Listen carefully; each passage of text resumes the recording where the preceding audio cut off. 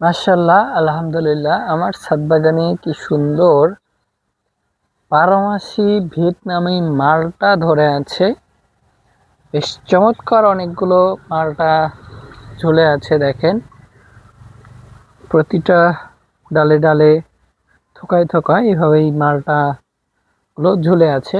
এই মালটাগুলো বেশ রসালো এবং মিষ্টি হয়ে থাকে, শুধু বেশ সুস্বাদুও হয়ে থাকে।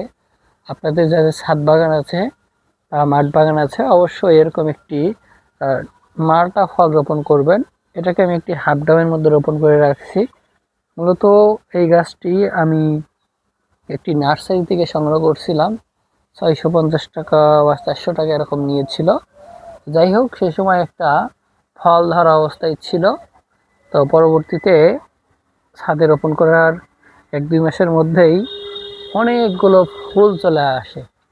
তো এখন পর্যন্ত আমার ছাদ বাগানে এই ফল গাছটির বয়স প্রায় 3 বছরেরও বেশি।